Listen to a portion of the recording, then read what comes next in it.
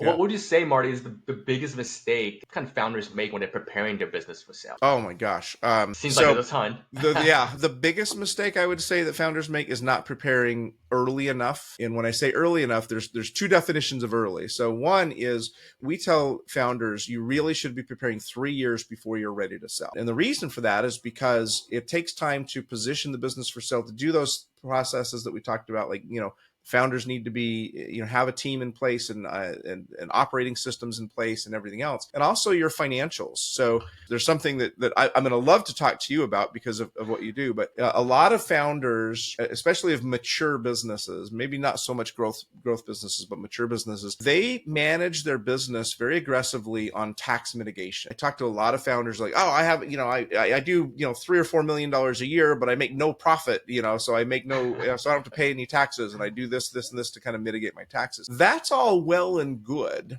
The problem is, if you are going to sell your business, it is going to be valued on a multiple of your profit. So if you have a revenue generating business that's not generating profit, guess what the value of that is? It's going to be, Not much. something close to zero, right? So you have to switch, and you should do it 3 years in advance, from a tax mitigation strategy to a profit maximization strategy. And that's something that a lot of financial planners and whatnot, often don't think about is, okay, maybe it's going to be okay to pay a little extra in taxes, because that 20 cents we're going to save in taxes by taking that dollar and allocating it towards profit. And then if that dollar becomes a 5x, well, now you're saving 20 cents, but you're losing $5 in valuation. Where's the smart move there? Yeah, no, exactly. We always ask our client, hey, what is your outlook for the next 5 years, right? Are you Yeah. looking to keep growing your business, or are you looking to sell, right? That makes a big difference in how we do tax planning, Yeah, right? exactly. So preparing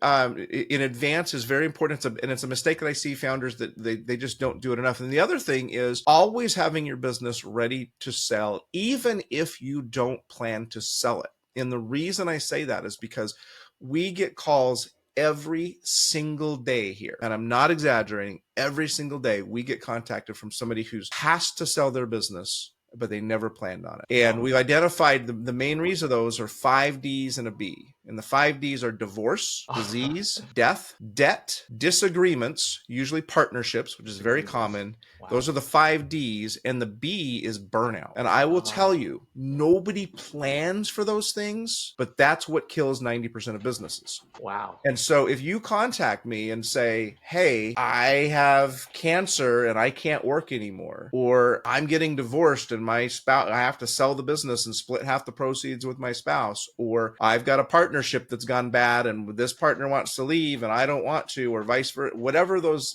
reasons are that we get constantly, if you have not prepared your business for sale, then you are at a disadvantage. You are not going to get the value for the business that it could have otherwise.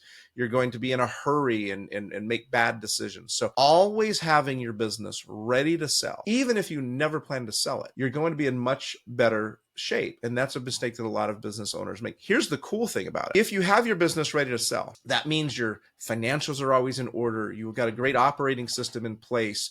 It means that as an owner, you are above the business and not in the business working 80 hours a week. It means that you are, focusing on profits. It means that everything's running smoothly. That's the kind of business that a buyer wants to buy. Well, guess Hmm. what? If you as the owner have your business running so well that any buyer would want to buy it, it also means it's running well for you. It's more of a joy to own, and it's going to be a pleasure to operate, and it's going to be more profitable, and it's going to give you a lot more peace of mind than a business that's chaos and flying by the seat of your pants. So even if you never sell your business, having it prepared to sell at all times, A, protects you against damage from the 5 Ds and the B, and B, makes it a better business for you to operate while you have it. That is so smart, right? And how Yeah, do you avoid burnout? Is not to get burned out in the first place because you're working the 80 to 100 hours, right? exactly.